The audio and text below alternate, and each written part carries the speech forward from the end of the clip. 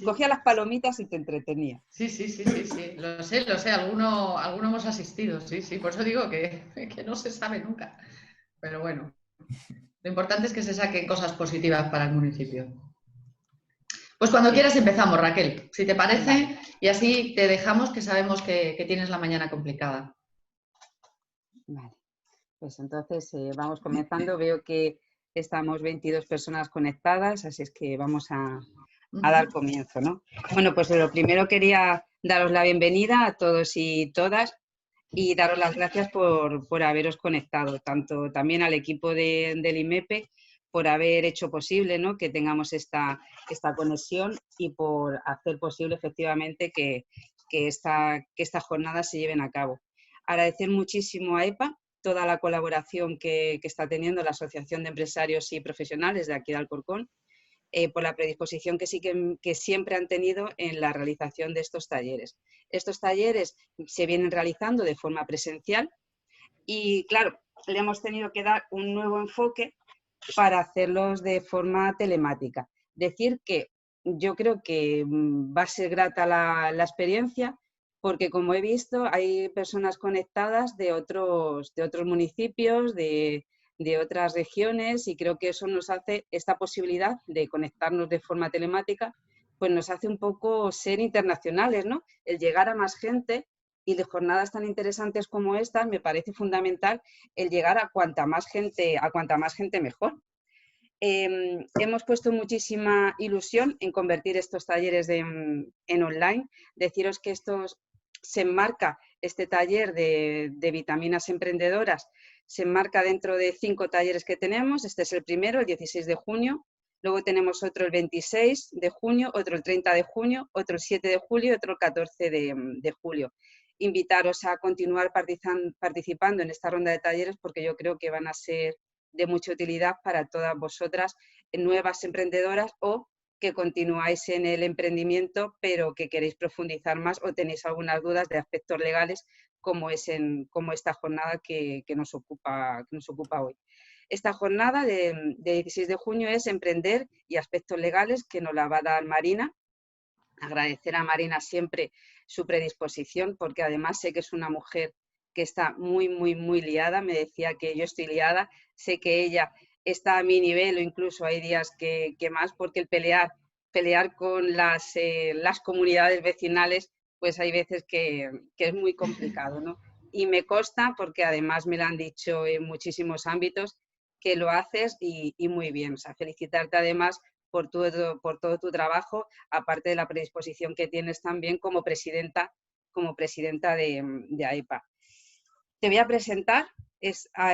Tenemos el placer de contar con muchas profesionales que nos van a impartir estas jornadas, y en el día de hoy pues nos lo va a impartir Marina Sánchez Dín, que es abogada y administradora de fincas, presidenta de AEPA. Es un honor tener una presidenta mujer en AEPA, en la Asociación de Empresarios y Profesionales de Alcorcón, gerente del grupo Mosan Abogados, y lleva más de 30 años como empresaria aquí en el municipio.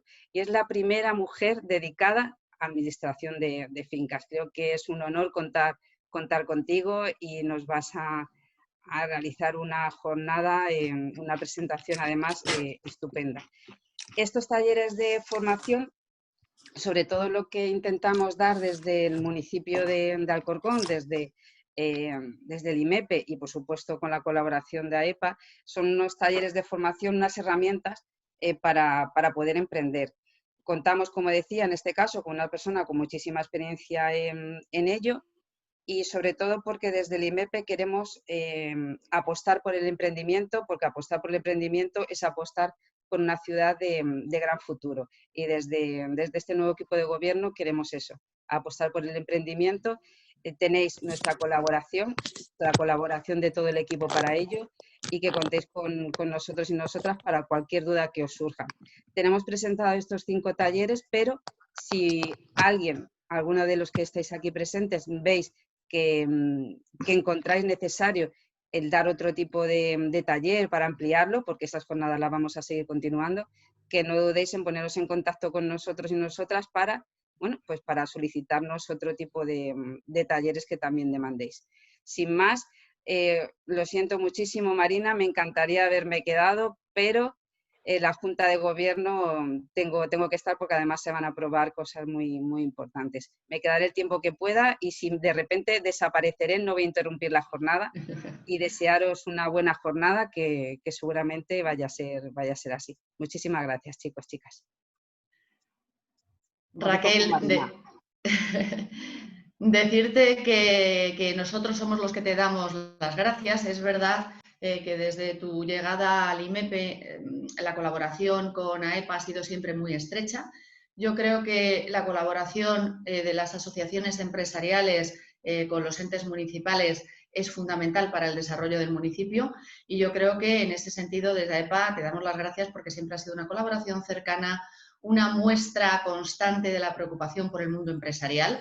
Y es verdad, como decías antes, que hemos tenido que cambiar un poco los formatos, pero bueno, yo creo que ha habido ahí una buena sinergia a la hora de decir, bueno, pues vamos a reinventarnos. El IMEPE, dar las gracias a Raquel, pero también al equipo que está detrás, ¿no? Que hace posible pues, que todos estos talleres se puedan desarrollar. Es verdad que si el emprendimiento es importante en todos los momentos, en estos momentos de crisis y en estos momentos de crisis, con la crisis sanitaria y económica tan grande que nos ha tocado vivir en esta época, yo creo que todos juntos debemos de seguir remando en la misma dirección para que realmente se pueda volver a recuperar el tejido empresarial y, por ende, ¿no?, volver a recuperar los puestos de trabajo. Yo creo que ahí desde AEPA siempre se cuenta con la colaboración de Raquel y del IMEPE, y nosotros agradecidos y, bueno, puestos siempre a disposición pues para poder hacer todo aquello que sea necesario por el tejido, no solamente empresarial, sino por el tejido en general del municipio, ¿no?, que es importante para todos.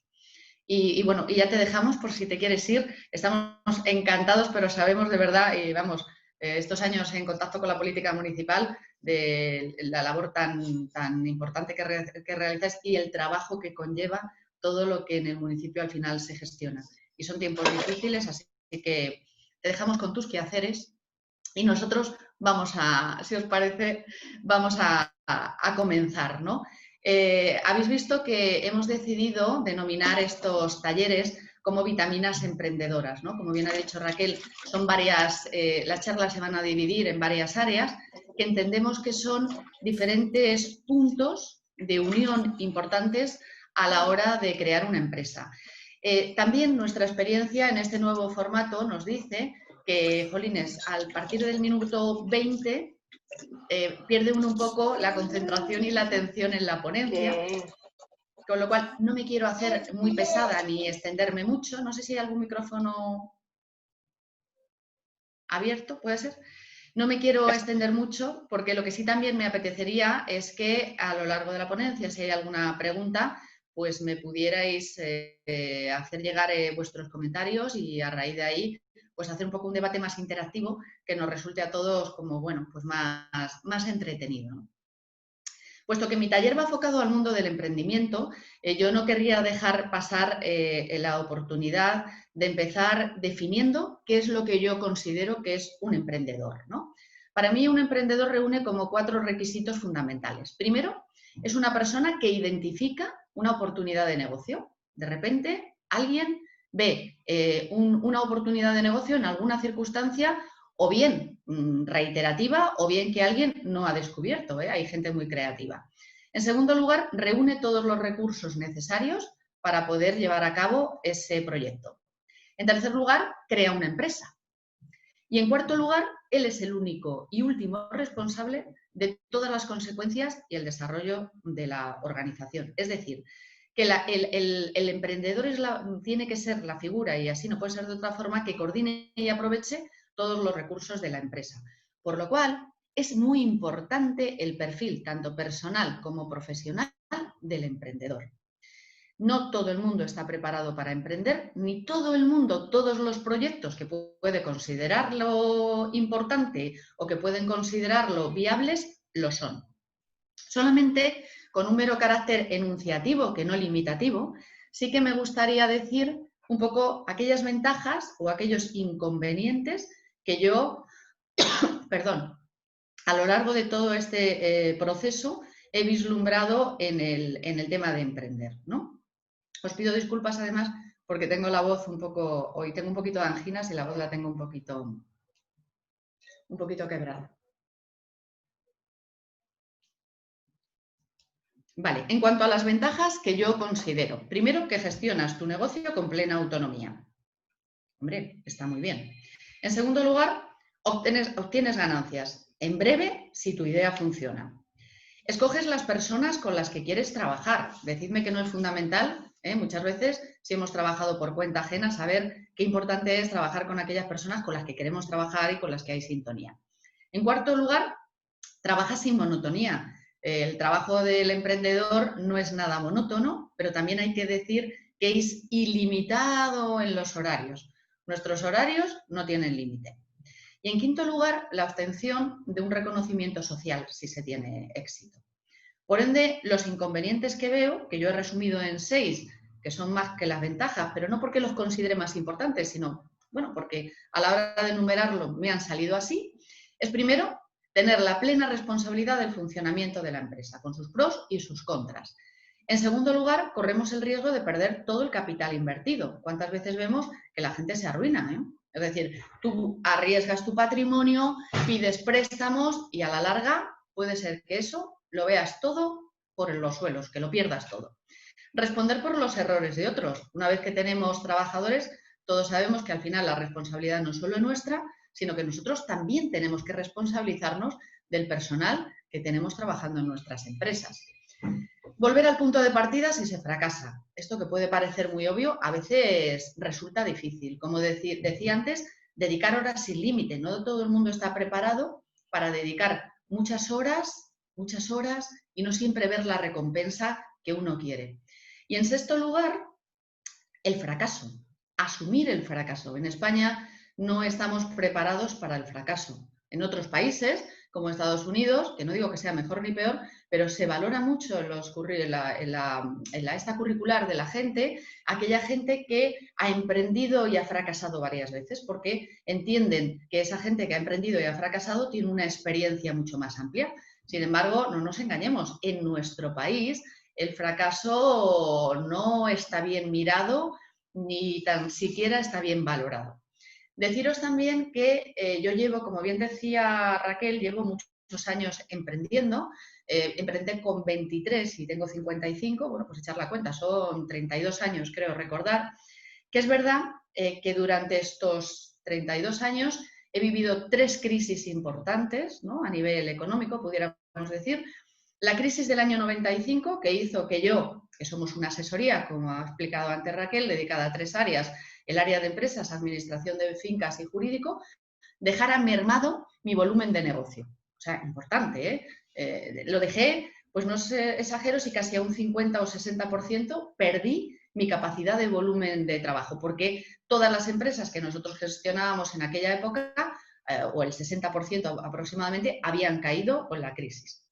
La crisis que vivimos como hace 10 años era una crisis económica importante porque afectaba a muchos sectores, pero bueno, digamos que bueno, afectaba a muchos sectores, pero el poder de recuperación ha sido lento, pero ha sido seguro.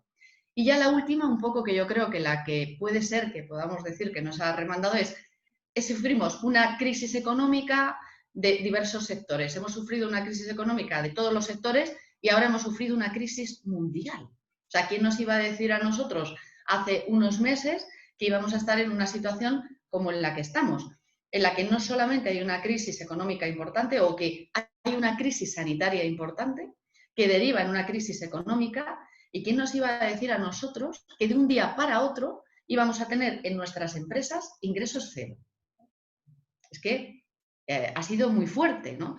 Aún así, a pesar de todos estos inconvenientes, de esas ventajas que os he dicho, de los inconvenientes, de estas 3 crisis, yo sigo diciendo que soy una aférrima defensora del mundo del emprendimiento. Yo sí que creo que reporta una serie de satisfacciones y de ventajas que al menos alguna vez en la vida pues merece la pena probar, ¿no? Una vez que tenemos claro que reunimos en la mayor o menor medida todos los requisitos para crear una empresa, nos empezamos a plantear, vale, ¿qué figura jurídica, ¿no?, es la que yo debería de tener si quiero? Gracias, Miguel, te iba a decir, pasamos, si quiere, esta pequeña presentación, si luego alguien está interesado, os lo puedo enviar, ¿no? Es decir, nosotros, es verdad que el 90% de las empresas, cuando deciden que van a crear, o de las personas que decimos que vamos a crear una empresa, lo que hacemos es que recurrimos a un profesional, y ese profesional es el que nos asesora, pero también es verdad que creo que hay que tener una noción general, que nunca está de más, de decir qué opciones tengo, y además valorar un poco todas esas funciones en virtud de unos parámetros que ahora vamos a ver, ¿no? Es decir, el taller va enfocado a esas diferentes formas jurídicas y fiscales que podemos adoptar a la hora de iniciar un negocio, que es verdad que vamos a tener profesionales que son los que se van a encargar de poner en funcionamiento, que son las asesorías jurídicas y de asesorarnos, pero que también en esta época no está mal que yo, como empresario individual, tenga una visión general de por dónde podría ir mi situación jurídica.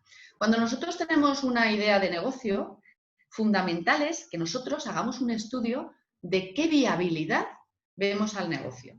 Esto, que parece obvio, os puedo decir que no tanto en este momento, sino en la crisis de hace 10 años, pues no lo veíamos. La gente llegaba a nuestros despachos, tenía visiones generales propiciado porque necesitaban buscar una forma de vida diferente, pero a la gente se le ocurrían formas de negocio que cuando lo plasmábamos al papel veíamos que no tenían viabilidad ninguna, ¿vale? Entonces, importante cuando nosotros ya tengamos la idea de negocio es que hagamos, y lo hagamos muy exhaustivamente, un plan de empresa o un estudio de viabilidad.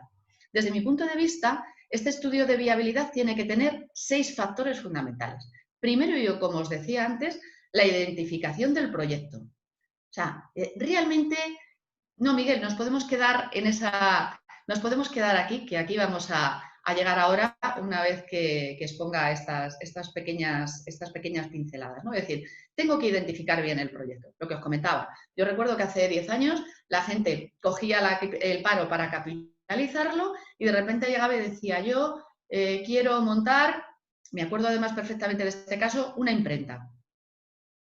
Y le decía, bueno, ¿y qué experiencia tiene usted en el mundo de la imprenta? Ya no en el mundo de la empresa.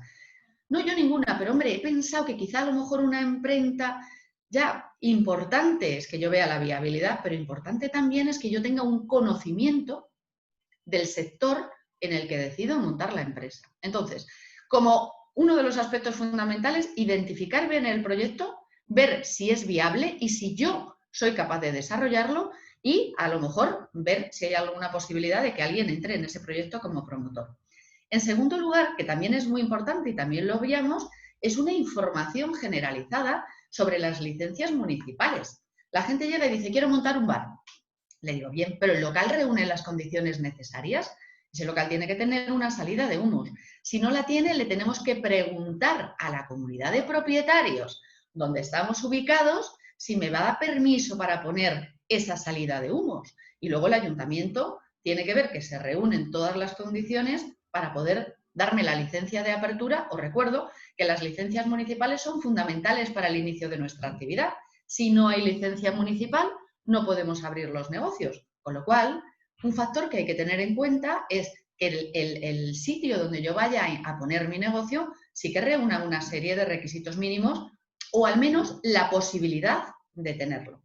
El hacer un plan de marketing, fundamental también en nuestros días. Y hombre, hoy vemos con todo esto que ha pasado con la crisis del COVID-19 que el plan de marketing, empresas que a lo mejor el tema digital lo habían olvidado, hoy en día, deprisa y corriendo, han tenido que crear tiendas online y han tenido que crear una red digitalizada para poder seguir vendiendo sus productos o, como mínimo, para poder seguir estando en un mercado que, desde luego, desde el 14 de marzo hasta hoy es muy variado. Ese plan de marketing, desde mi punto de vista, tiene que tener también una serie de requisitos. Tener bien identificados los productos o los servicios. Tener bien estudiado el mercado al que me quiero dirigir. Localización de la empresa, una estimación de los precios y una estimación de las ventas y, fundamental, un plan de comunicación. El plan jurídico mercantil, que es del que yo os voy a hablar a continuación. Un plan de recursos humanos, un organigrama. Importantísimo que yo en mi empresa tenga una definición de los puestos de trabajo que necesito crear y fundamental también que haga una descripción de todos esos perfiles de trabajo para que cuando yo realice una selección de personal sepa qué perfil es el que tengo que buscar. Un plan económico financiero, lógicamente, y esto es, como os digo yo, algo que deberíamos de tatuarnos. Un plan de inversión, un plan de financiación, un plan de tesorería, pero un plan que me parece fundamental, que es el plan de rentabilidad. Las empresas cuando comienzan, cuando ponen toda la carne en el asador y cuando ponemos todos nuestra capacidad económica, hay un punto en el que yo veo cuando acuden a mi despacho que se olvidan, que es, sí, hombre, vamos a ver, pero yo no creo la empresa y mañana empiezo a tener ingresos. O sea, mi plan de rentabilidad lo que tiene que estudiar muy claramente es cuánto tiempo voy a poder subsistir sin tener ingresos en mi empresa. Y eso es muy importante. Tú no abres la puerta de tu negocio y del día número 1 tienes cubierto todos los gastos. No, no, no. El primer mes gano un poquito o no gano nada, el tercero tampoco, el cuarto además tal. Entonces, todas esas previsiones, sabiendo qué volumen de gastos voy a tener en previsión del poquito volumen de ingresos, es fundamental. Y os puedo decir que esto es lo que hace que muchas empresas se abran y a lo mejor al segundo año tengan que cerrar, porque no han hecho una buena previsión de todo ese, bueno, pues de todas esas circunstancias que me pueden llegar bueno, pues realmente a hundir y a comerse todo ese pequeño estructura financiera que yo he creado, ¿no? Una mala previsión, que yo piense que voy a obtener ingresos a partir del año 1 y me encuentre con que me voy al año 3 y no he cubierto ni el 50% de los gastos, ¿no? Importante estos 6 puntos para poder comenzar.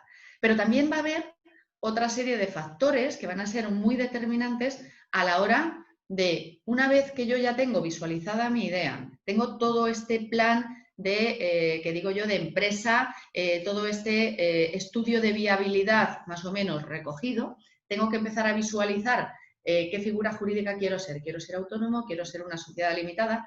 También aquí hay una serie de parámetros muy importantes que también van a delimitar qué voy a hacer, si voy a ser sociedad limitada, si voy a ser autónomo. Bueno, es decir, que es la hoja, Miguel, en la que estamos, me parece, perdóname, en la que estamos, ¿no? Es decir, el capital social, fundamental. Yo tengo que fijar un capital social, con lo cual también no da igual que yo tenga 3.000 euros, que tenga 60.000 para poder constituir o bien una sociedad o bien tener que no constituir ninguna sociedad y quedarme como autónomo. Con lo cual, el capital social influye para saber qué figura jurídica voy a adoptar yo en mi empresa.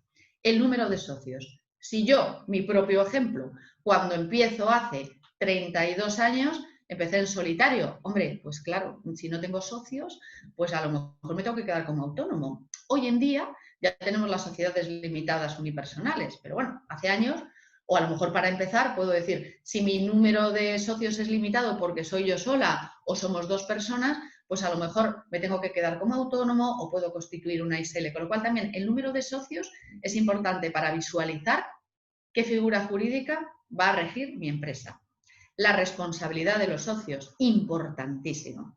Como empresario individual, os recuerdo que respondemos no solamente con los bienes de nuestra empresa, con los nuestros, con nuestro patrimonio personal.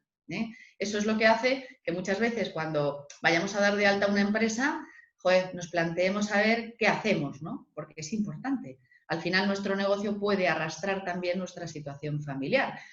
Lo que os digo, si queremos que la responsabilidad se limite exclusivamente a nuestra empresa, pues a lo mejor lo que tenemos que hacer es constituir una sociedad limitada con, bueno, pues los parámetros que veremos también ahora a continuación. También es importante y va a delimitar la figura jurídica que vayamos a emplear, la inversión, la financiación, en general la dimensión económica de nuestra empresa y el número de personas que van a participar en ella. también lo va a condicionar el tipo de actividad. Por ejemplo, actividades profesionales como la mía, pues a lo mejor requieren que constituyamos una sociedad limitada profesional. Dependerá. Y la expansión del negocio, que esto también es algo que tampoco se suele tener en cuenta. ¿Qué posibilidad de futuro visualizo yo en mi empresa? ¿Qué grado de expansión quiero tener? Porque claro, si yo soy autónomo, no hay posibilidad de que en mi empresa puedan entrar nuevos socios, pero si yo tengo una visión de futuro, constituyo una sociedad limitada, pues esta expansión del negocio que aparece en el punto 7 va a ser más fácil. Voy a poder dar la oportunidad a que inversionistas o determinados, no sé, angels business, ¿no?, que se llaman ahora, pues puedan participar en mi negocio. Todos estos parámetros al final me van a hacer que yo tenga una idea preconcebida ya, más o menos, de si quiero ser autónomo, si voy a constituir una sociedad limitada, una sociedad autónoma, una comunidad de bienes o demás. También deciros que si bien estos parámetros son muy importantes para tener una buena base con la que nosotros empezar a ejercer nuestra actividad profesional, no es limitante. Es decir, con el paso del tiempo y en el momento en el que yo considere que es necesario, puedo cambiarlo. Yo empecé siendo autónomo porque estaba sola. Es verdad que cuando sale la ley de sociedades profesionales yo seguía estando sola, no tenía socios. Con lo cual, al final creé una sociedad limitada, unipersonal, profesional, que al final con el tiempo ha derivado en una sociedad limitada, unipersonal. Es decir, que a lo largo de mis 32 años de trayectoria empresarial, pues he tenido que ir modificándolo, también en función de la legislación vigente, pues aquellas figuras jurídicas por las que me he ido rigiendo. En mi caso ha sido más por una actividad profesional, pero podría haberlo sido porque hubieran intervenido algunos factores, como de repente voy a empezar a dar participaciones y me apetece que en mi negocio haya más socios, o voy a tener, pues no sé, una visión más profesional, más internacional, y voy a abrir mi empresa a la posibilidad de que haya, pues, socios que provengan de capital extranjero, ¿no? Es decir, en cualquier circunstancia, y lo que desde luego tenemos que tener claro es que no hay problema, que nosotros podemos empezar con unos parámetros jurídicos que a lo largo del tiempo se pueden cambiar y que no pasa nada. Pero importante es cómo sentemos nuestra base para poder hacer frente a los primeros años, que son más duros, del inicio de esa actividad emprendedora. No sé si de aquí, haciendo un pequeño receso, sería importante que si alguno tenéis alguna duda o alguna pregunta que me queráis hacer, o sobre un poco esta primera parte, antes de entrar un poco en el aspecto un poco más técnico, jurídico de la cuestión, me parece que podéis hacer las preguntas de varias formas, ¿no? Levantando la mano. Miguel, ¿es así? Miguel, no sé si me está oyendo. O a través del chat. Sí. Perdona, Miguel, que es que no te veía. O a través del chat. Podéis o desde el chat hacer algún comentario o levantar la mano, si es posible, con el formato de Zoom, y si no, pues levantéis la mano e intento veros. Y en cualquier caso podéis desactivaros el audio y hacer la pregunta. A mí, mientras pensáis la pregunta, si queréis, sí que me gustaría decir o preguntaros desde aquí, a los que estáis aquí, alguno que me cuente si de todos estos pasos que yo he explicado, que desde mi experiencia considero fundamentales, ¿no?, para en el momento en que decido voy a crear una empresa, emprender, si los habéis tenido en cuenta, o cuál de ellos a lo mejor en algún momento dices, joder, Marina, pues mira, yo no había tenido en cuenta que quizá a lo mejor el plan de marketing era importante, o el plan de negocio, o no había tenido en cuenta alguna circunstancia. Ana, cuéntanos tu experiencia. Te digo Ana porque la veo, pues yo no había tenido en cuenta lo de expansión de negocio. Y lo de plan de marketing sí lo había pensado, pero no tan extenso. Sí. Lo has explicado muy bien y has dicho cosas que yo no las había pensado ni nada.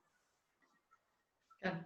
Sí, que de repente puede ser que uno no lo visualice como algo que dices, bueno, hago un plan de marketing muy general y demás, ¿no? Y Sí. de repente te das cuenta que dices, joder, no, el Sí, plan de que es marketing es más fundamental. detallado, más... hay que detallarlo un poquito más.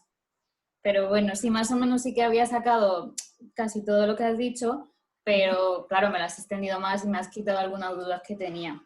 Y lo de expansión de negocio me parece muy interesante y no, es verdad, no lo había pensado. Eso no lo había pensado. Claro. Qué importante es saber, ¿no? Es decir, cuánto tiempo puedo aguantar si yo no tengo ingresos y cómo puedo expandir mi negocio, ¿no? Porque eso también es importante. Puede ser que en algún momento nosotros empezamos como chiquititos, ¿no? Yo siempre digo que cuando empezamos como autónomos, sobre todo cuando empiezas muy joven, yo emprendí a los 23, que puede ser la edad de Ana, pocos más, dices, joder, ¿no? Te Un haces poquito como más. te haces como muy chiquitito cuando empiezas porque dices, bueno, yo voy a ser capaz y tal. Y jolín, cuando realmente empiezas a desarrollar, te das cuenta, bueno, pues que sí, que a lo mejor tu negocio sí tiene posibilidades de expansión. En el chat estoy leyendo una cosa que me parece muy interesante de Zulema, que dice, muy interesante es el enfoque emprendedor como actitud. Y es verdad. Es decir, la actitud lo es todo ante la vida, pero sí que yo os digo que una buena actitud en el mundo empresarial y en el mundo del emprendimiento es fundamental. Yo siempre digo, sin ánimo de resultar pedante, ¿no? Cuando dicen, fijaros yo, si hay muchos abogados, ¿no? Pues como muchos arquitectos, por ejemplo, el caso de Miguel, o muchos especialistas en marketing, como el caso de Alberto. Pero yo siempre digo, hay muchos abogados, sí, pero yo soy la mejor. Es decir, tengo que empezar y Miguel tendría que decir, yo soy el mejor arquitecto. Y Alberto tendría que decir, y yo el mejor especialista en marketing digital. ¿Por qué? Porque el que nosotros nos lo creamos y adquiramos esa seguridad, también eso es un factor muy importante, por eso dice Zulema lo de la actitud, y tiene razón, para que nosotros podamos vender el producto. Tú no puedes vender algo en lo que no crees. Yo no he podido vender nunca seguro. ¿Por qué? No tengo nada en contra del mundo del seguro, pero digo, madre mía, es que creo... No. Entonces, importante es la actitud que nosotros tengamos para afrontar el emprendimiento. Importante antes también de empezar con un poco el aspecto jurídico, que para no hacerlo pesado os lo voy a intentar hacer muy resumido y pasar un poco por encima, es el no sentirse solo, ¿no? Esa actitud, muchas veces cuando tú te sientes solo, es muy difícil de mantener, ¿no? Esa expectativa, ese ánimo. Por eso creo que es fundamental las asociaciones empresariales. Es decir, que si tú estás en un municipio, contactes con la asociación empresarial de tu municipio. Ahí tú vas a ver que no te vas a encontrar nunca solo. Yo, que soy una firme defensora del mundo asociativo, soy presidenta desde hace 2 años, pero antes no lo era. Yo lo que sí me he dado cuenta es, si vosotros me preguntáis cuando yo emprendí hace 23 años, si hubiera conocido las asociaciones de mi municipio, si hubiera crecido mejor, pues os digo, mira, no lo sé, pero desde luego lo que sí tengo claro es que hubiera crecido más rápido, ¿no? El mundo empresarial te hace que no estés solo cuando decides emprender en solitario, te hace que tengas una visión del municipio importante. Yo creo que las asociaciones empresariales en los momentos de crisis y en el COVID-19, yo creo que ha quedado más que demostrado, es un apoyo en muchos casos económico por la cantidad de interrelaciones que se crean, pero también un apoyo emocional, que es fundamental. Fundamental. Con lo cual, antes de, o al margen un poco de esto, sí que me parece fundamental que se tenga en cuenta que las asociaciones empresariales son un factor muy importante y con mucho peso para el emprendedor. Con lo cual, cada uno en su municipio, cada uno puede optar. Por ejemplo, AEPA, la Asociación de Empresarios de Alcorcón, nosotros somos una sociedad territorial, abarcamos todos los sectores, pero luego también, si yo, por ejemplo, me dedico al mundo de los toldos, como nuestro asociado Toldo Rodríguez, pues a él también le interesa estar en una asociación sectorial, pues porque, hombre, tiene mayor conocimiento de su sector. Pero las asociaciones territoriales yo creo que hacen una visualización del tejido empresarial del municipio muy interesante para el mundo del emprendimiento. No sé si tenemos alguna preguntita o... ¿No?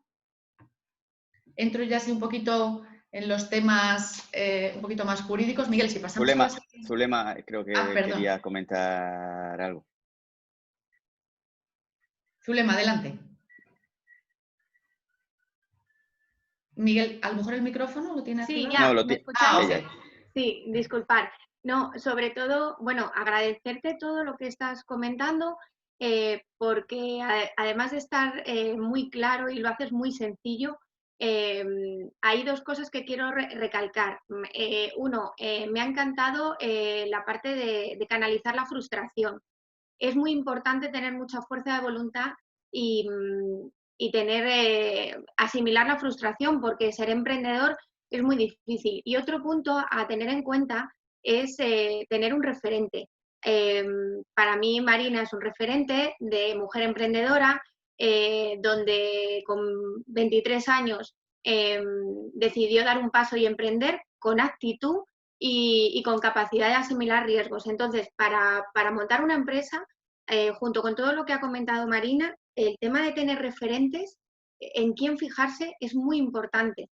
Por eso también va ligado con la asociación, ¿no? El poder tener en quién fijarte y seguir esos pasos es muy importante.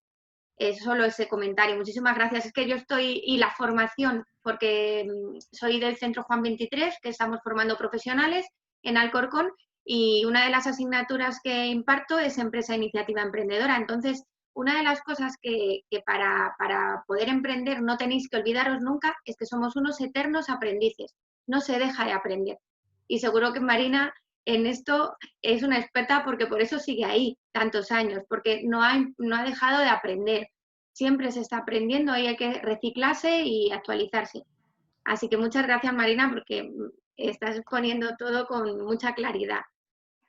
Muchas gracias, Zulema. Y además, desde Juan 23 realizan una labor muy buena en el mundo del emprendimiento y hacen una cosa que a mí me parece muy interesante, que es mentalizar al alumnado en la figura del empresario, ¿no? Ese empresario que siempre parece tan lejano un poco o en algunas ocasiones de la sociedad, y que ellos, ¿no?, a través de su formación en las aulas ayudan a acercar, ¿no?, quizá al mundo real y al mundo sobre todo de sus alumnos, el tema de la empresa. Así que nada, gracias a vosotros que realizáis una magnífica labor.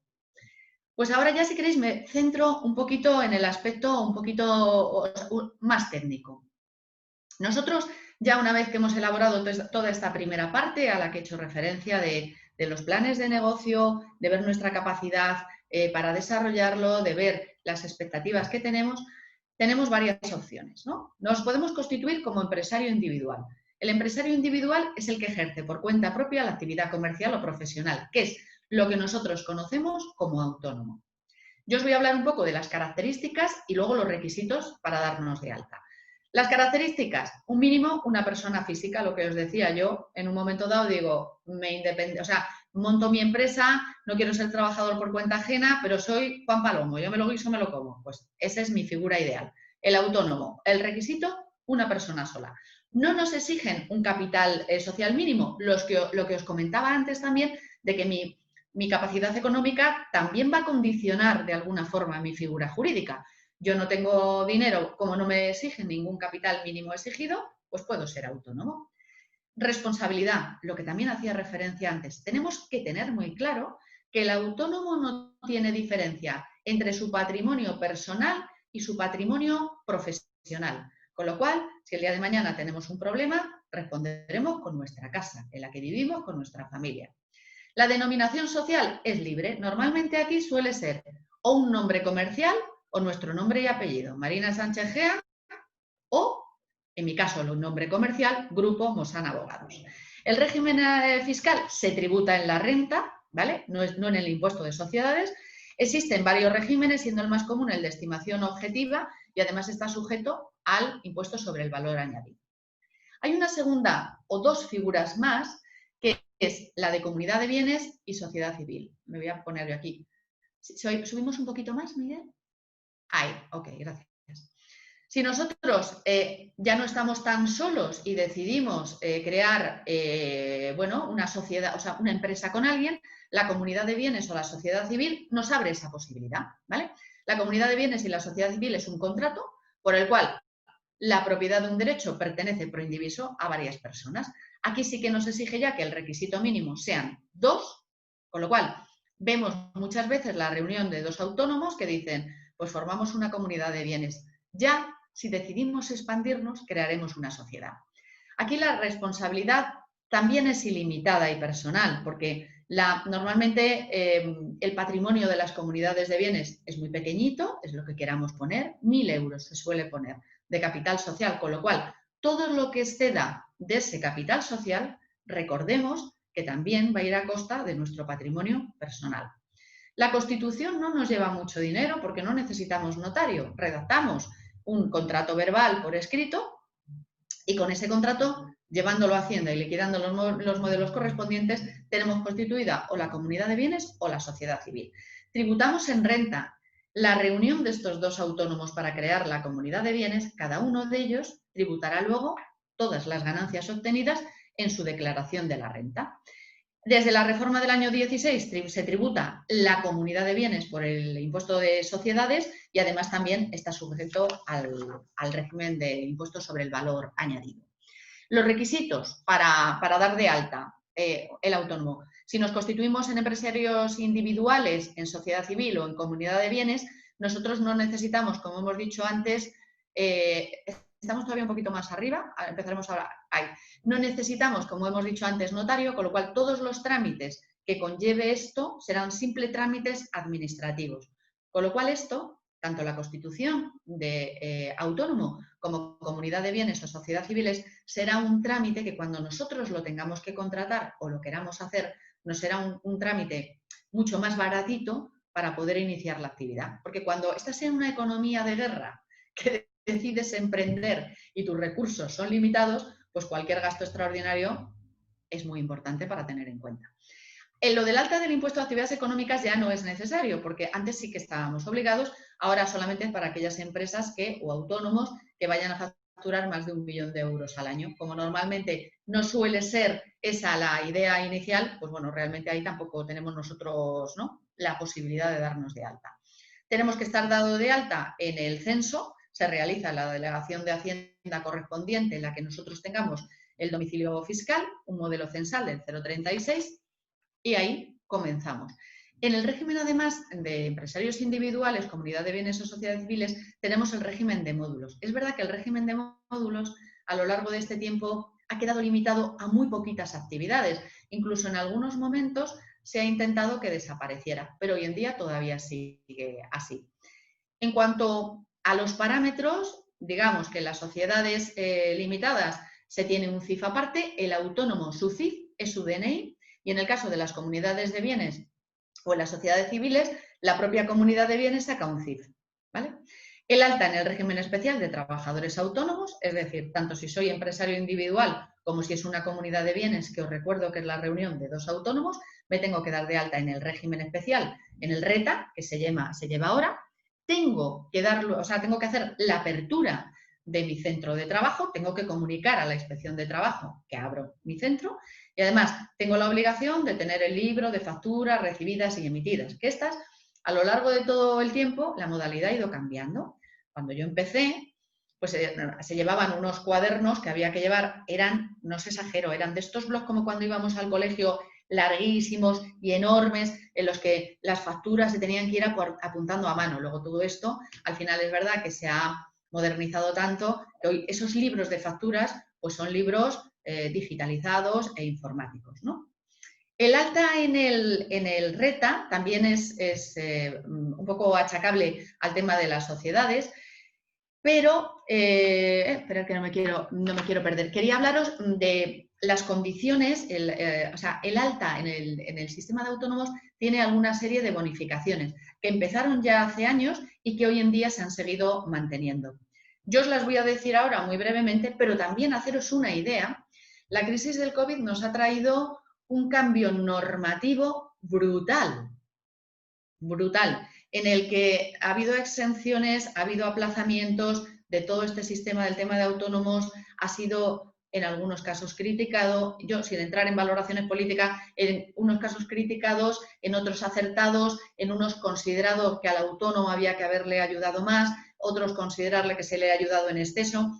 Desde luego, es verdad que la figura del autónomo ha sido una figura muy castigada durante la crisis del COVID-19 y bueno, veremos a ver con todo este cambio legislativo realmente para poder ayudar a remontar económicamente a todos estos autónomos cuáles son las medidas que se sacan. Pero una que existía de atrás y que se sigue manteniendo es dar la posibilidad al autónomo que se da de alta de una serie de beneficios, que es, si tú no has estado dado de alta como autónomo en los 2 años anteriores a tú comenzar la actividad, tienes una reducción equivalente al 80% de la cuota durante 12 meses. Es decir, que venías a pagar aproximadamente unos 50 euros. Los siguientes 6 meses tenías una reducción del 50% de la cuota, con lo cual pagabas unos 138 euros. Esto teniendo en cuenta siempre que el parámetro que tomábamos como base era la cuota mínima que se paga de autónomo. Y luego, durante los siguientes 6 meses, la reducción era del 30%, con lo cual pagábamos 193 euros. De tal forma que digamos que el sistema Renta nos ayudaba en los comienzos, los primeros 12 meses solo pagábamos 50 euros, los siguientes 6 meses 138 y los otros 6 meses 193. Bueno, pues era una ayuda. Es lo que se llamaba la tarifa plana, ¿vale? Solamente también se modificó, se paga la cuota de autónomo desde la fecha real. Antes del 1 al 30 tú te dieras el día de alta que te dieras, pagabas todo el mes. Ahora, si te das de alta el día 15, tú pagas del 15 al 30. Si te das de alta el día 25, pagas del 25 al 30. Estas medidas ya se tomaron en la crisis de hace 10 años, que hoy en día siguen estando vigentes, con lo cual es una ayuda al emprendimiento. Y lo que os digo, hoy en día todavía está por ver lo que se vaya a legislar, ¿no? Porque lo que parece claro es que se va a tener que seguir legislando en esta materia si se quiere ya, ayudar a que las empresas y sobre todo los pequeños autónomos sigan subsistiendo, ¿no? Pero bueno, eso si queréis más adelante, cuando ya esté más fijado, pues será objeto de otro taller. Si bajamos un poquito, Miguel, llegamos a las sociedades anónimas, por las que voy a pasar muy rápido, porque una vez que nosotros nos podemos constituir como empresarios individuales en esas dos vertientes, autónomo, sociedad, comunidad de bienes y sociedad civil, pasamos ya un poco al grueso, a digamos aquellas figuras de una mayor envergadura. Voy a empezar por la más elevada para luego de ahí ir reduciendo. Las sociedades anónimas. Las sociedades anónimas, el capital se encuentra dividido en acciones de libre transmisión entre los socios. Aquí no se responde con los bienes, responde la sociedad. Las características es que como mínimo nos requieren una persona, a partir de ahí hasta el infinito no hay límite. Aquí sí que necesito un capital social elevado, 60.000 euros, con lo cual, si yo tengo un macroproyecto, pues a lo mejor me puedo plantear crear una sociedad anónima, si no, vamos, ni en broma, ¿no? Y además aquí sí que me piden que tenga desembolsado el 25% de ese capital social en el momento de la constitución, ¿vale? La responsabilidad es limitada, aquí los socios no tienen responsabilidad, responde la sociedad. La denominación es la que nosotros queramos tener, siempre y cuando al final sea SA, ¿no? Grupo Mosan Abogados, SA. Enves Arquitectos, SA. Es decir, sería la denominación que tendría. El régimen fiscal, aquí tributan el impuesto de sociedades, el 25% de la declaración del impuesto de sociedades, y aquí también está sujeto al tema del IVA. El órgano de gobierno suele ser la Junta General de Accionistas, el Consejo de Administración y los administradores. Como veis, es la sociedad por excelencia, es la sociedad que tienen todas las grandes empresas. Iberdrola es una sociedad anónima, Telefónica es una sociedad anónima, ¿no? Esto sería un poco macroempresas. Por eso quizá pasamos un poquito más de largo para afianzar quizá el conocimiento en aquellas que nos puedan resultar más cercanas, como puede ser la sociedad limitada. La sociedad limitada es una sociedad capitalista en la que se encuentra dividido en participaciones sociales. Las características es que también me requiere una persona, yo soy una sociedad limitada unipersonal, no me requiere más socios. El capital social son 3.000 euros para constituirlo. La responsabilidad es limitada al número de participaciones sociales, teniendo claro que al final, una vez que se acabe ese importe de las participaciones sociales, el que sea el administrador también va a tener algo de responsabilidad en las deudas societarias. La denominación social es la misma, Grupo Mosan Abogados SL, Enves Arquitectos SL.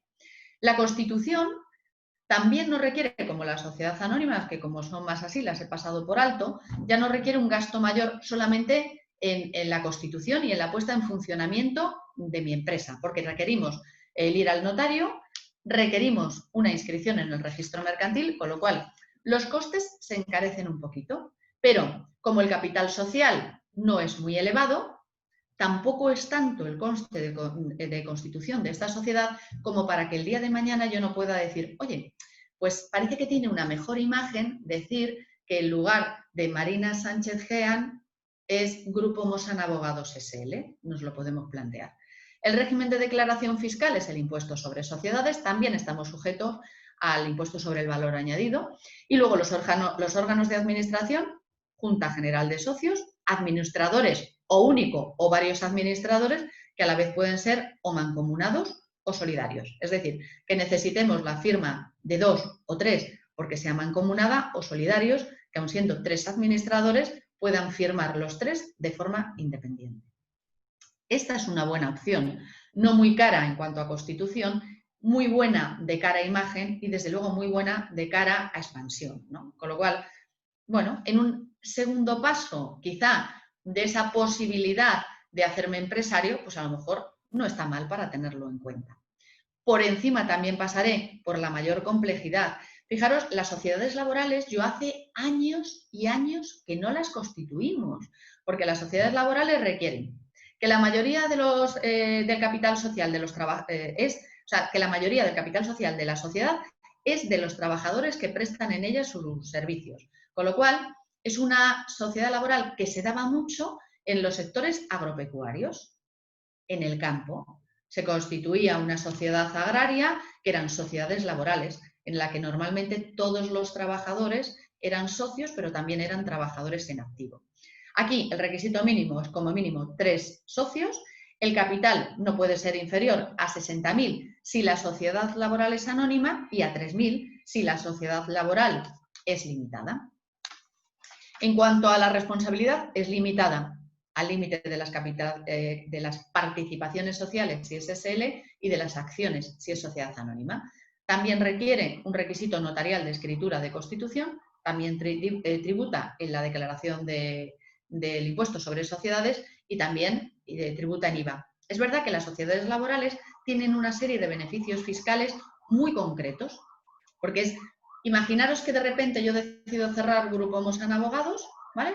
Y mis trabajadores deciden crear una sociedad laboral porque ellos son trabajadores de la sociedad, pero además quieren ser, porque yo vendo la empresa, socios, ¿no? Entonces, es verdad que la han intentado fomentar, es verdad que a pesar de todas las ayudas que se han dado a las sociedades laborales, no me preguntéis por qué motivo, no, yo creo que el motivo al final es un motivo de buena o mala relación. Los trabajadores son socios. Al final es como digo, es una bomba, ¿no? Es decir, no siempre puedo estar de acuerdo con mis socios, pero si encima mis socios son trabajadores y es difícil, ¿no? Que todos nos llevemos bien en los dos ámbitos. Entonces yo creo, mi modesta opinión, que es por eso por el que las sociedades laborales al final no terminan prosperando. Si bajamos un poquito más, Miguel, hay... bueno, ahí no, quizá a lo mejor esto no consta. Los requisitos, nos podemos quedar ahí muy, muy brevemente porque todo lo que yo os voy a contar realmente es lo que os va a tramitar la asesoría. Raros hay, aunque los hay, ¿no? La persona que dice, me voy a constituir yo mi sociedad, voy al notario, me hago yo todo el papeleo. Para que vosotros tengáis una visión muy general, ¿no? De estos trámites como son, yo os los voy a enumerar.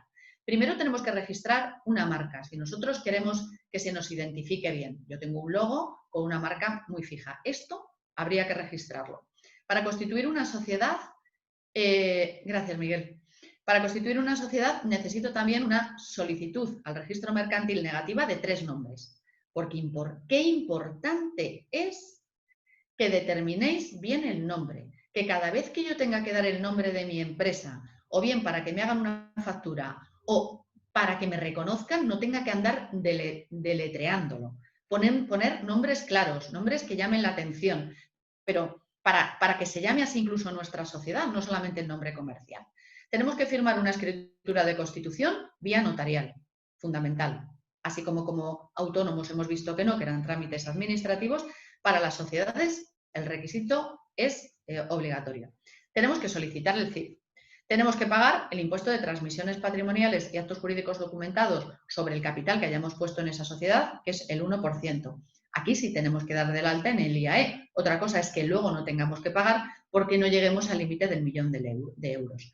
Tenemos que inscribir nuestra sociedad en el registro mercantil y luego determinadas sociedades especiales como las profesionales o las laborales hay que inscribirlas también en sus registros correspondientes.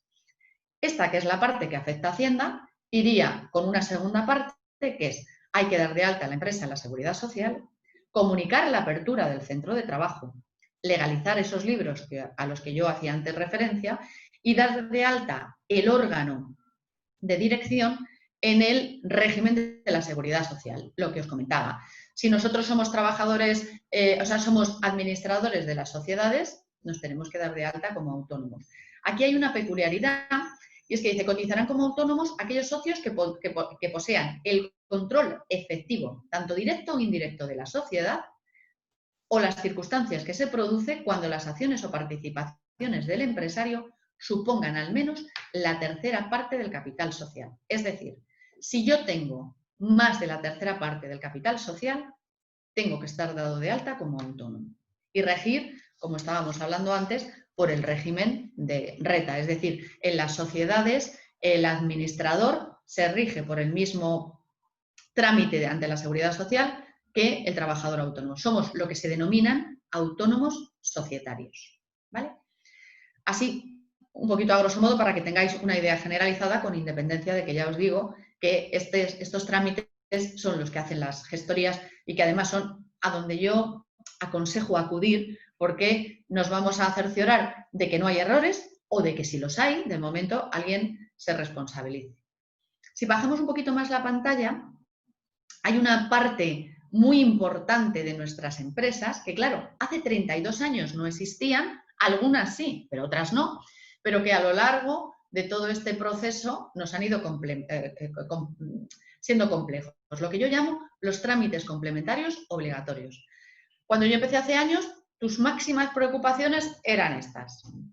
Me doy de alta como autónomo, creo una sociedad civil, creo una comunidad de bienes, doy de alta una SL, una sociedad laboral, una sociedad anónima, pero luego a las empresas se les ha obligado a tener una serie de requisitos. Las licencias municipales. Es verdad que la licencia municipal ha existido siempre. Cualquiera que quiera montar un negocio tiene que acudir al ayuntamiento, solicitar una licencia municipal, le van a pedir una serie de documentación y a raíz de ahí, digamos que va a tener legalizado administrativamente su negocio. En honor a la verdad, tengo que deciros que en estos 32 años no os podéis imaginar lo que la administración ha cambiado. Es decir, la administración siempre ha sido un ente lento, con mucha complejidad a la hora de presentar la documentación y de el contacto con el contribuyente. Hay que decir que afortunadamente en los últimos años la administración ha intentado ponerse un poco a la altura. Lo que yo decía, y esto se lo oí en una reunión de COE a un empresario que escalaba 8.000, ¿no? Y decía, es que no puede ser que los trámites para escalar un 8.000 y hacer un 8.000 sean menos complicados que él era catalán, me acuerdo perfectamente, era súper gracioso, que yo en Barcelona montara una empresa. O sea, es más difícil montar una empresa que el escalar un 8.000. Fijaros si los trámites administrativos eran lentos. Hoy en día hay que decir que la administración no está en el top 10 de las organizaciones y digitalizaciones, pero ha avanzado mucho, yo creo que también en esta última etapa. Y desde luego, lo que no haya avanzado hasta aquí, con el COVID-19, les va a obligar a seguir avanzando. Y no tiene nada que ver la presentación de las licencias municipales estas de apertura, la mía que casi la tengo en un marco porque ya, claro, el papel se desintegra hace 32 años, os podéis imaginar cómo es ahora las licencias con declaraciones responsables que realmente lo que hacen es intentar agilizar la apertura de negocio. Lo que no puede ser es que los ayuntamientos o el Estado sea el mayor obstáculo para abrir nuestras empresas. Y yo creo que en ello están trabajando y bueno, todavía les queda mucho, pero yo creo que no llevan un mal recorrido. La prevención de riesgos laborales. Cuando yo empecé es que esto no existía, pero ahora todas las empresas con trabajadores contratados estamos obligados a tener un plan de prevención para prevenir posibles accidentes. Claro, este plan de prevención, que fijaros que parece una tontería, en una asesoría jurídica como la mía es mínimo, y aún así, ahora os cuento un detalle de un accidente tonto que digo, madre mía, es que esto no se me hubiera ocurrido de ninguna de las formas, ¿no? Pero en construcción, imaginaros una constructora, el plan de prevención de riesgos laborales que tiene que tener. Aún así, yo no había previsto una silla antideslizante, se desliza y una persona que se va a sentar se va hacia atrás y se rompe el coxis, fijaros, ¿no? Entonces, bueno, esa prevención de riesgos laborales tiene que tener, dependiendo del tipo de empresa, un manual importante. Que os voy a hablar de la Ley Orgánica de Protección de Datos que no sepamos.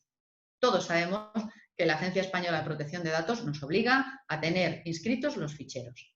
Seguro de responsabilidad civil, fundamental, que si a alguien le pasa algo dentro de nuestro negocio, pues bueno, pues tengamos cubierto, alguien se puede caer, si somos un restaurante podemos involuntariamente ocasionar una intoxicación, todo eso tiene que estar previsto y los seguros de responsabilidad civil están para ello. Luego, la prevención del blanqueo de capitales. Esto afecta a muy pocas actividades, pero por ejemplo a joyerías, asesorías inmobiliarias, abogados, sí que nos afecta. Nosotros también tenemos que tener un plan de prevención de riesgos laborales.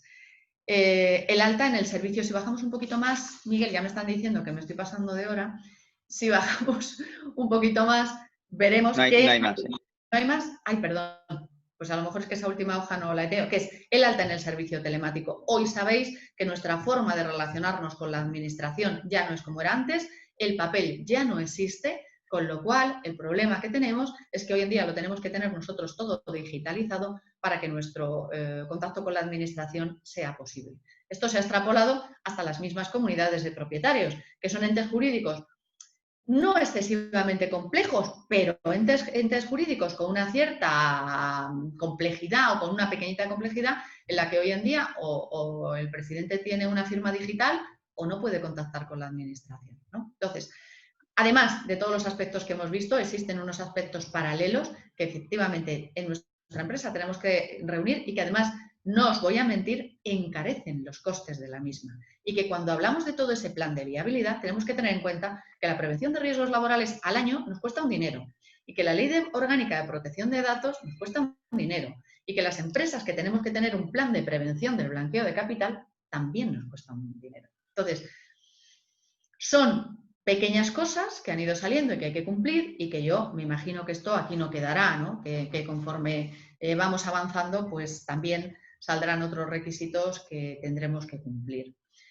Por mi parte, no sé si he ido muy rápido por no quererlo hacer muy pesado, no tengo nada más que deciros, es decir, aun con toda esta cúmulo de cosas, bueno, a veces un poco desconcertantes, ¿no?, que conlleva el crear una empresa, como os decía antes, no es tan difícil, es decir, hay que lanzarse, que luego ya, pues poco a poco encontramos en el camino gente que nos ayuda, lo que os decía, profesionales en buenas manos para poder tener una tramitación correcta de nuestras empresas. Y luego, asociaciones empresariales para conocer empresarios que, empresarios de nuestro sector, no son nuestros enemigos, sino que es gente en la que también nos podemos apoyar y de la que podemos aprender. Y como decía Zulema antes, tener el referente de empresas que llevan muchos más años que nosotros en el mercado y que aunque no sean de nuestro mismo sector, solamente por el hecho de todo lo que ya han pasado, nos sirva a nosotros de aprendizaje. Daros las gracias por vuestra atención en estos momentos. Deciros que dejo abierto, no sé si tenemos, Miguel, algún turno de palabras, de preguntas. Sí, teníamos algunas preguntas. Si os parece, vale, te hago las que estaban indicadas en el chat y luego hay por ahí alguna otra que comento. A ver, Dani pregunta, ¿la tarifa plana se activa automáticamente al dar de alta como autónomo? No, tú tienes que pedirla. En derecho a lo que no se pide no existe. Tú tienes que especificar que pides la tarifa plana porque cumples los requisitos, porque no has estado dado de alta los 2 años anteriores y todos los requisitos. Automáticamente no se genera nada, hay que pedirlo. Vale. Luego, Alberto Calero pregunta, ¿el importe de 3.000 euros, que es el mínimo para sociedad limitada, es un dinero que se recupera o se pierde? ¿Tiene que ser dinero o se puede aportar inmovilizado? Se puede aportar inmovilizado. Yo puedo tener 3.000 euros en dinero, pero puedo tener 3.000 euros en cualquier otro inmovilizado. Ese dinero no se pierde. Cuando yo voy al notario, necesito tener un certificado, o bien bancario, de que en esa cuenta tengo depositados 3.000 euros, o bien un certificado que acredite el inmovilizado que yo aporto. Una vez que yo firmo la escritura ante notario, esos 3.000 euros pasan a formar parte del activo que yo puedo utilizar en mi empresa. No hay que dejarlos congelados durante toda la vida de la sociedad, ni mucho menos. Vale.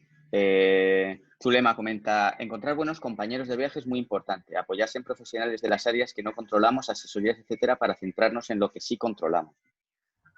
Bueno, fundamental, ¿no? Yo creo que Zulema lo ha explicado muy bien. Yo creo que efectivamente la gente del sector no es el enemigo, es decir, yo creo que se puede hacer, bueno, pues se puede hacer piña con la gente y estoy de acuerdo con lo que dice Zulema, así es. Así es. Vale.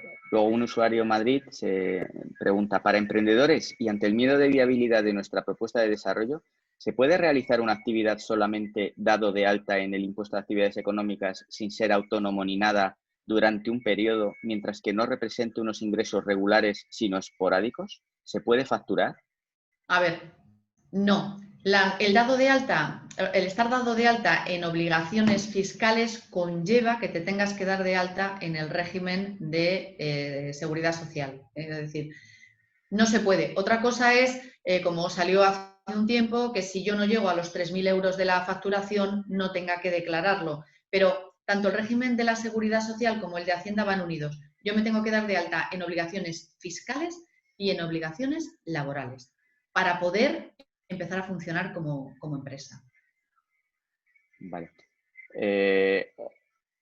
Ollane preguntaba, ¿hay una forma jurídica en España similar al Community Interest Company, que es como es un modelo del Reino Unido que está diseñado para utilizar las ganancias y activos sociales pues, para el bien público? No sé si hay alguna figura parecida en España. Que yo conozca, no, la verdad, pero tampoco me extrañaría que en estos momentos en los que, bueno, pues realmente lo que os decía, el cambio normativo es brutal y en el que además se intentan copiar modelos de otros países que estén funcionando, pues que se vaya a implantar. Desde luego yo no lo conozco, no puedo deciros porque no lo conozco. Vale. Paz creo que iba a hacer una pregunta. Sí, bueno, darle la enhorabuena a Marina. Me ha parecido muy clara la exposición, muy, muy definida, darte la enhorabuena. Y sí, yo hacer una reflexión y también una pregunta personal a Marina. ¿Qué te llevó a ti a emprender? Porque entiendo que emprendiste muy joven. ¿Alguna vez has tenido la idea de trabajar por cuenta ajena? ¿Cuáles son esos resortes que te llevaron a ti a convertirte en emprendedora? Y luego una reflexión, sí, yo creo que también todo el proceso previo a la constitución de una iniciativa emprendedora, todo el proceso de planificación, es muy importante hacerla. Y también el hecho de encontrar apoyo en asociaciones de empresarios y empresarias que hayan pasado por las mismas disyuntivas y preocupaciones. Porque una de las características del emprendedor y la emprendedora es no solo el reconocerse como una persona valiosa que puede aportar, sino también que le reconozcan otros. Y estas asociaciones pueden dar lugar a esos espacios de reconocimiento mutuo. Y bueno, pues ahí va mi pregunta para Marina y felicitarte porque me ha gustado muchísimo, así que te lo agradezco. Pues Paz, muchísimas gracias. Decir que Paz es nuestra directora del IMEPE, que se acaba de incorporar y que hay que decir que ha venido con unas ideas muy innovadoras, muy, muy ilusionantes, la verdad. Tuvimos el otro día una primera reunión con ella y salimos todos ahí con los ánimos un poco como muy renovados, ¿no? Entonces, darte las gracias porque estamos convencidos que vamos a poder seguir haciendo muchísimas cosas juntos. Mira, con respecto a qué me lleva a mí a emprender, yo parto de una circunstancia personal muy curiosa, ¿no? Mi padre funcionario y mi madre empresaria. O sea, yo tenía, digamos que yo tenía como los dos parámetros, o bien, mi padre además era militar y le hubiera encantado que yo hubiera entrado dentro del cuerpo jurídico militar, ¿no? Y mi madre, empresaria desde los 23 años, profesora Zulema, que creó un colegio en Moratalá, allí en mitad de la nada, ¿no? Curiosamente, yo he vivido las dos partes, es decir, el esfuerzo que conllevaba mi madre, nosotros además somos 7 hermanos y mi madre no dejó nunca de trabajar ni su colegio, de trabajar y el esfuerzo que conllevaba mi madre y el de mi padre, que hombre, funcionario, otro nivel de trabajo y de actuación. Pero fue algo innato, o sea, yo lo que tuve claro una vez que terminé la carrera de Derecho es que no quería trabajar para nadie. Es decir, creía que mi carrera era una carrera que podía ejercer o que podía al menos intentar hacerlo de una forma individual. Y fíjate, no me planteé nunca el trabajar por cuenta ajena. Lo que sí tenía claro es que tenía que tener muy buena formación. Porque claro, tú terminas solo, abres un despacho y no sabes nada. Terminas la carrera y dices, madre mía, ahora yo que mi materia en el despacho es más la civil mercantil, pero claro, tú imagínate que te llega alguien para divorciarse. Y dices, pues es que yo no tengo experiencia. Entonces, en aquella época existía lo que es la pasantía, que además era una pasantía no remunerada. Tú podías estar 1 año, 2 años, aprender y a raíz de ahí lanzarte. Y eso es lo que hice. O sea, tuve claro, tengo que decir también que yo he tenido un gran apoyo familiar. Es verdad que mi padre era funcionario, pero mi padre era muy emprendedor. Entonces, desde el momento uno, tanto mi padre como mi madre me apoyaron muchísimo y yo lo tuve claro. Durante 1 año aproximadamente o 1 año y medio hice una pasantía en diversos despachos abarcando diversas áreas. De hecho, yo me he especializado ahora en civil, pero yo empecé siendo abogado laboralista, con Vizcaíno Casas y con figuras emblemáticas que conocemos del mundo literario, pero que eran abogados laboralistas en aquella época. Entonces, me formé a nivel de, no lo que decía, de decir, una formación no remunerada ni muchísimo menos, pero sí con una visión muy general y mucha ayuda familiar. Cuando yo decido, ya estoy preparada a los 24 años para montar mi despacho, me encuentro con una cantidad de problemas económicos, ¿no? Fijaros que hace 32 años, para alquilarme en Gran Vía, porque yo el primer despacho lo tengo en Gran Vía, un cuadrículo de 20 metros cuadrados, necesité un aval bancario. Claro, con 24 años yo no tenía casi ni cuenta bancaria. Gracias a mi padre, que me apoyaba, y mi madre y tal, pues pude también arrancar. Importante también son los apoyos, Paz. O sea, que tú te sientas respaldado por tu familia, fíjate, ya no económicamente, que también, pero incluso moralmente, ¿no? ¿Cuánta gente dice, quiero ser empresario? Y empieza todo el mundo, tú estás loco, pero tú no sabes eso lo que es, pero madre mía. Entonces yo la suerte que he tenido es que aun teniendo padres con actividades profesionales muy diversas, los dos, igual que si hubiera decidido ser trabajador por cuenta ajena o haber entrado, mi madre también me hubiera apoyado. Un apoyo económico importante, porque el aval, si mi padre no me avala, en aquella época no hubiera podido acceder a ese pequeño despacho. Y luego las ganas de trabajar. No me acuerdo quién ha dicho, me parece que ha sido Zulema. Fijaros, en todas las profesiones hay que estar en constante renovación. Imaginaros la mía, que las leyes cambian de 1 minuto para los 2 minutos siguientes. O sea, hay que vivir en una constante formación. Eso yo creo que es fundamental, el estar al día. Y luego lo que te digo, esa actitud de decir, no, yo pase lo que pase, con esto puedo y soy el mejor y lo voy a demostrar. Entonces, yo creo que importante es ese apoyo familiar. Y yo la verdad que he sido una mujer muy afortunada, lo he tenido en mi familia siempre. Muchas gracias, Marina, y enhorabuena. Gracias, Paz. Creo que queda solo una, Rosa María, que comentaba, yo me pregunto si el secreto del éxito es la resiliencia, que de eso sabemos mucho nosotras, Marina. Dicen los grandes empresarios que para tener éxito hay que fracasar muchas veces. No sé si estás de acuerdo. Totalmente de acuerdo. Rosa, que además se nos ha conectado, es una compañera administradora de fincas de Tarragona. Efectivamente, hay que ser muy resiliente. Es que no es fácil y os puedo decir, yo no recordaría así muchas veces que haya dicho tiro la toalla, pero os garantizo que algunas sí, porque te sientes solo, porque te pueden dar cuenta que yo he sido autónomo, societario o individual, que yo no he tenido socios.